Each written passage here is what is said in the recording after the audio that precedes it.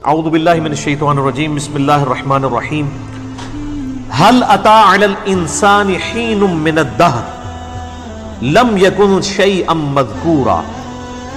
بے شک انسان پہ زمانے میں ایسا وقت بھی گزرا ہے جبکہ وہ کوئی قابل ذکر شے نہ تھا. ایک تو اس کا عمومی مطلب بیان کیا جاتا ہے کہ انسان جو ہے وہ ایک بے قدر پانی سے پیدا ہوا, اس کی کوئی یعنی حیثیت نہیں ہے, حتیٰ کہ اس پانی کا نام لیتے ہوئے بھی لوگ کراہت محسوس کرتے ہیں. بے قدر پانی سے اللہ تعالیٰ نے انسان کو پیدا فرمایا. تو ایک وقت انسان پہ ایسا گزرا ہے کہ جب چاہے وہ یعنی اپنے باپ کی پشت میں تھا یا اس کے بعد رحم مادر میں ٹرانسفر ہوا, پھر اس کے بعد ایک ایمبریو کی شکل میں, ایک جنین کی شکل میں اس نے پرورش پائی. وہ ایک حقیر چیز تھی, نہ تو اس کے اعضاء نمایاں تھے, نہ اس کے اندر وہ ساری کوالٹیز تھیں جو اللہ تبارک و تعالیٰ نے بعد میں اسے عطا فرمائی. آپ دیکھیں دنیا میں بڑے سے بڑا انسان بھی ہونا, اس کی اصل یہی ہے کہ اس کی پیدائش اس بے قدر پانی سے ہوئی ہے. چاہے کوئی پیغمبر ہے, چاہے کوئی بڑے سے بڑا فلاسفر ہے, چاہے کوئی بہت بڑا جو ہے وہ بادشاہ ہے, چاہے کوئی بہت بڑا سپہ سالار ہے, بہت کوئی بڑا جنگجو ہے, سب کی اصل جو ہے وہ بے قدر پانی ہے. اور اللہ تعالیٰ اس پانی میں سے دیکھے کیا کیا چیزیں نکال رہا ہے. یہ اللہ کی قدرت ہے. تو زمانے میں ایک وقت انسان پہ ایسا بھی گزرا ہے جب اس کی کوئی قابل ذکر حیثیت نہیں تھی. پھر اس کے بعد اللہ تعالیٰ نے اسے جو ہے وہ آزاد دیے اور ایک مکمل انسان بنا کر جو ہے روئے ارض پہ نکالا. اور پھر جب وہ نکلا بھی اس وقت بھی وہ محتاج تھا اپنے ماں باپ کا. سب سے زیادہ محتاج انسان کا بچہ ہوتا ہے. بلی کے چھوٹے سے بچے کو بھی آپ ٹیبل پہ رکھ دینا تو نیچے نہیں گرے گا, اپنے آپ کو روکنے کی کوشش کرے گا. لیکن انسان کا بچہ تھوڑا بڑا بھی ہو جاتا ہے, اس کی حفاظت کرنی پڑتی ہے. اسی لیے ماں باپ کے ساتھ حسن سلوک کا ذکر جو ہے وہ انسانوں کے لیے ہے. کہیں جانوروں کے بارے میں آپ کو یہ چیز نہیں ملے گی. اللہ تعالیٰ نے کو پیدا ہوتے ہی انڈیپینڈنٹ بنایا ہے. آپ دیکھیں یہ چوزا انڈے سے نکلتا ہے, اسی وقت چگنا شروع کر دیتا ہے اور پانی پیتا ہے, تو اس طریقے سے پانی کو نیچے اس کو ساری کی ساری چیزیں اللہ تعالیٰ نے بلٹ ان سکھا دی ہوتی ہیں. یہ اس کی یعنی جبلت کے اندر, انسٹنکٹ کے اندر یہ چیزیں داخل کر دی. مگر مچھ دیکھیں اس روئے ارض پہ چند آپ سمجھ لیں طاقتور ترین جانوروں میں سے ایک جانور. اس کے جو جبڑا بند کرنے کی طاقت ہے وہ 3000 پاؤنڈ ہے. یعنی آپ سمجھ لیں 1500 کلو, 1500 کلو وزن جتنی طاقت رکھتا ہے نا, یہ اس طاقت سے وہ جبڑے بند کرتا ہے. تو دنیا میں کوئی بھی مضبوط سے مضبوط چیز جو ہے نا وہ اس کے جبڑوں کا مقابلہ نہیں کر سکتی. بلکہ سائنٹسٹ ہمیں بتاتے ہیں کہ جو کتنے بڑے بڑے ڈائنوسارز تھے وہ جب پانی پینے کے لیے میٹھے پانی کے تالاب پہ آتے تھے تو ان کو بھی ان کے گردن سے دبوچ کے کروکوڈائلز, یہ مگرمچھ اندر لے جاتے تھے اور اپنی خوراک بناتے تھے.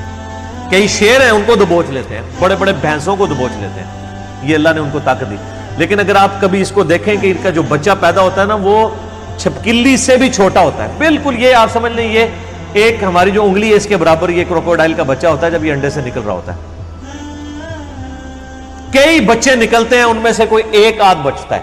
اور وہ آپ اگر نیشنل جغرافک پہ ویڈیوز دیکھیں, وہ پیدا ہوتے ہی فوراً پانی کی طرف جاتے ہیں, اپنی سیفٹی کرنے کی کوشش کرتے ہیں. ان میں سے کئی ایک بچے جو ہیں وہ چیل اور کوے اور کئی اور پرندے ان کو اچک لیتے ہیں, اپنی چونچ کے ساتھ اپنی خوراک بنا لیتے ہیں ہوتے ہی چھوٹے سے. یہ اتنا بڑا تو بہت بعد میں بنتا ہے. تو یہ اللہ تعالیٰ ہے جو بے قدر چیزوں سے کیا کچھ پیدا کرتا ہے. انسان جو اللہ تعالیٰ کی کریشن کا کلائمیکس ہے, اس کے بارے میں اللہ فرماتا ہے کہ اس پہ بھی ایک بہت عرصہ ایسا گزرا ہے کہ بے قدر یہ چیز تھا, اس کی کوئی حیثیت نہیں تھی. اور ایک اس کا انٹلیکچوئلز کے ہاں اس کی تفصیل یوں کی جاتی ہے کہ انسان کو اللہ تعالیٰ نے پہلے جو پیدا فرمایا تھا وہ روحوں کی شکل میں پیدا فرمایا تھا. پھر وہ ایک ڈورمنٹ پوزیشن انسان کے اندر, یعنی اللہ تعالیٰ نے ان روحوں کو کسی اپنی سٹوریج کے اندر رکھ دیا. پھر اسی اعتبار سے ڈیسائیڈ کیا کہ کس نے کس وقت پیدا ہونا ہے, اس کی روح اس میں داخل کی.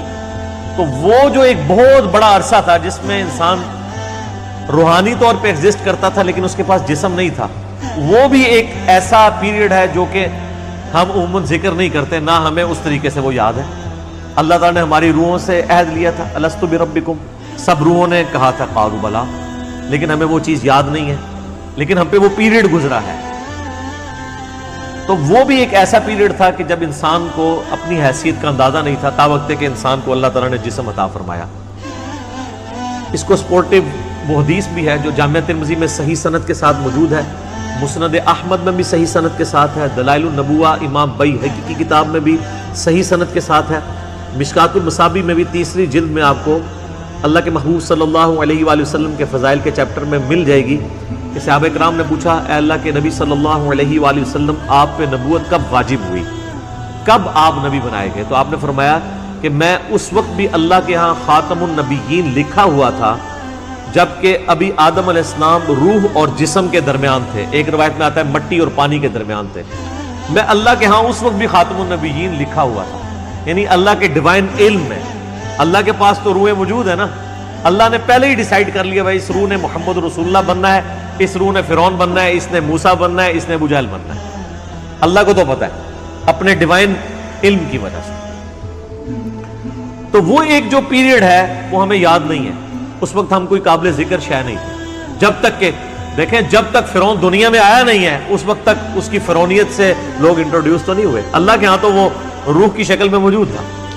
تو وہ والا بھی ایک پیریڈ ہو سکتا ہے۔ دو معنی ہو گئے، اور ایک تیسرا معنی ہے جو لوگ ایوولوشن کے قائل ہیں،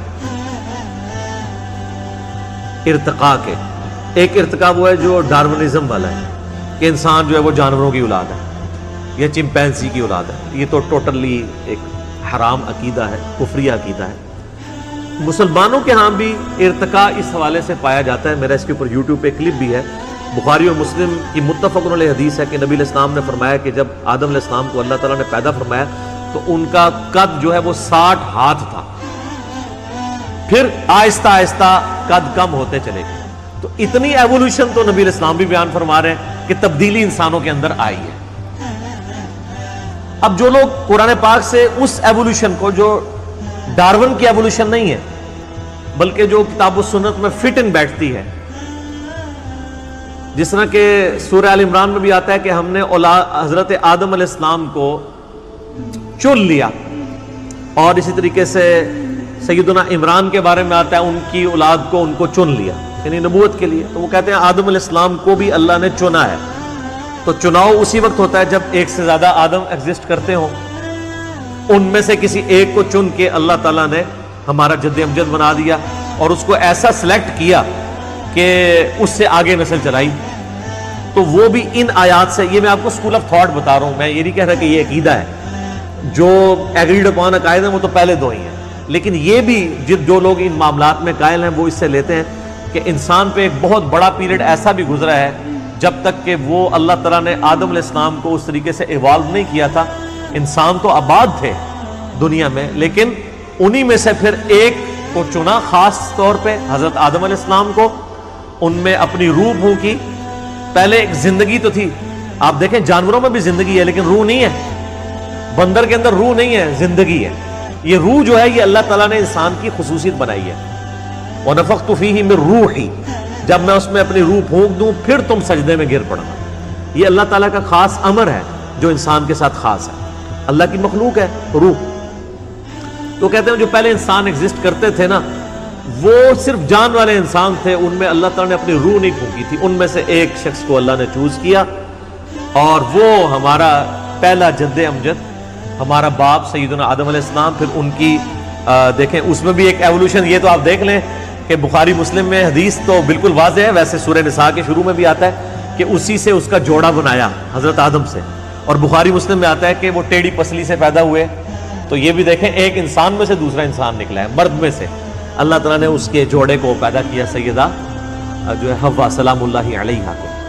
تو جو لوگ اس ایوولوشن کو مانتے ہیں، جو یعنی ڈارون والی نہیں بلکہ اللہ کو آپ جب بھی کسی معاملے میں داخل کر لیں تو وہ پھر چیز کے اوپر آپ کفر کا فتویٰ تو نہیں لگا سکتے۔ اللہ چاہے تو یہ معاملات کر سکتا ہے کہ انسانوں میں سے ایک انسان کو چوز کیا اور اس کو اس کے اندر اپنی روح پھونکی۔ تو وہ کہتے ہیں وہ جو پہلا انسانیت کا ایک پیریڈ تھا، بہت بڑا پیریڈ، جس میں کئی انسان آباد تھے، تو وہ قابل ذکر نہیں تھے. قابل ذکر انسان اس وقت ہوا ہے کہ جب ان میں سے آدم کو چنا, اس میں اپنی روح پھونکی, اور پھر اس سے سارا سلسلہ شروع ہوا, اور فرشتوں کو مجبور کیا اس کے علم کی وجہ سے جو اللہ نے آدم علیہ السلام کو دیا تھا کہ وہ اس کو سجدہ کرے. تو وہ کہتے ہیں وہ جو لانگ پیریڈ آف ٹائم گزرا ہے نا انسانوں پہ, یہ اس کی طرف بھی اشارہ ہو سکتا ہے. اب یہ متشابہات ہو جائیں گے پھر یہ والے معنی, کیونکہ آج ہمیں سائنس یہ بتا رہی ہے کہ لاکھوں سال پرانے ڈھانچے بھی انسانوں کے ملے ہیں, جبکہ ہمیں جو ریلیجس اسکول آف تھاٹ سے, چاہے وہ مسلمانوں میں ہو یا کرسچنز یا یہودیوں کو آپ دیکھیں, تو ہمیں اوورآل جو انسانی تاریخ کا پتہ چلتا ہے نا تورات کی روشنی میں, وہ 10,000 سال سے زیادہ نہیں ہے.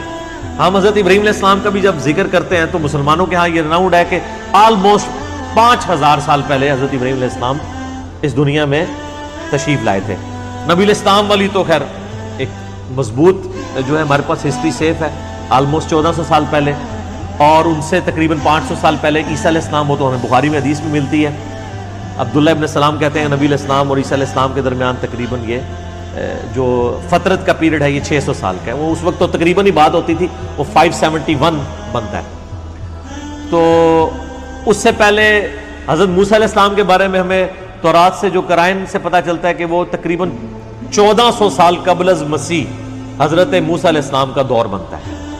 تو اس طرح نون جو ہمارے پاس تاریخ ہے اس میں تو 10,000 سال سے پرانی تاریخ نہیں ملتی, اور یہ اکثر لوگ اعتراض بھی اس حوالے سے کر رہے ہوتے ہیں ریلیجن کے اوپر کہ بھی ریلیجن تو بتاتا ہے کہ جی انسان کی اس روئے ارض پہ جو زندگی ہے وہ 10,000 سال سے زیادہ پرانی نہیں ہے, جبکہ آج ہمیں جو ہے وہ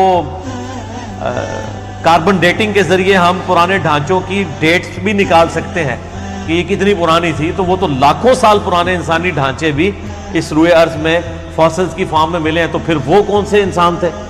تو پھر وہ لوگ جو اس آیت سے دلیل پکڑتے ہیں ایوولوشن کی, اور وہ یہ کہتے ہیں کہ وہ جو انسان آباد تھے وہ قابل ذکر انسان نہیں تھے جب تک کہ ان میں سے حضرت آدم کو نہیں چن لیا گیا. اور حضرت آدم کے چننے کا ذکر بھی سورہ آل عمران میں کہ ہم نے آدم کو چن لیا. تو وہ جو دوسرے لوگ ہیں وہ کہتے ہیں چنا کس میں سے؟ چنا اسی وقت جاتا ہے جب ایک سے زیادہ آدم موجود تھے. یہ میں آپ کو, اور یہ وہ یعنی پوائنٹ آف ویو ہے جو ڈاکٹر سراج صاحب رحمہ اللہ تعالیٰ بھی اس کے قائل تھے. تو یہ رائے سے کوئی اختلاف رائے رکھ سکتا ہے, یہ کوئی پیٹ نہیں ہے, لیکن چونکہ ان آیات سے لوگ سہارا لیتے ہیں اس لیے میں نے اس چیز کو یہاں پہ ایڈریس کرنا ضروری سمجھا. باقی آپ پیچھے ہی واپس آ جائیں کہ انسان ایک بے قدر پانی تھا, قابل ذکر شے نہیں تھا, اور پھر اللہ تعالیٰ نے اسے کیا بنا دیا, انا خلقنا الانسان من نطفہ, بے شک ہم نے انسان کو ایک نطفے سے پیدا کیا, امشاج جو مخلوط تھا, مرد و عورت کی ملاپ کا, یعنی مرد کا بھی نطفہ اور عورت کا بھی وہ جو ایمبریو اور جو بنا ہے اس میں جو ہے سپرمز اور ایگز کا ریلیشن شپ, وہ آج ہمیں جو ہے وہ ایمبریولوجی کی فیلڈ کے لوگ بتاتے ہیں, نبتلی, اور مقصد کیا تھا تاکہ اسے آزمایا جائے. فجعلناہ سمیعا بصیرا, پس ہم نے اسے سننے والا اور دیکھنے والا بنا دیا, یعنی انسان کو سننے اور دیکھنے کی صلاحیت دی تاکہ اس صلاحیت کو یوز کر کے اللہ تعالیٰ اسے آزمائے کہ وہ حق بات تک پہنچتا ہے. سورہ الملک کے اندر بھی واضح موجود ہے, الذی خلق الموت والحیات لیبلوکم ایکم احسن عملا, زندگی اور موت کا سسٹم اس لیے پیدا کیا تاکہ تمہیں آزمائے کہ تم میں سے کون نیک عمل کرتا ہے. اور پھر اللہ تبارک و تعالیٰ نے سورہ بنی اسرائیل میں جو 10 کمانڈمنٹس آئی ہیں ان میں سے 9th کمانڈ کیا ہے, وَلَا تَقْفُ مَا لَيْسَ لَكَ بِهِ عِلْمٌ إِنَّ السَّمْعَ وَالْبَصَرَ وَالْفُؤَادَ كُلُّ أُولَٰئِكَ كَانَ عَنْهُ مَسْئُولًا.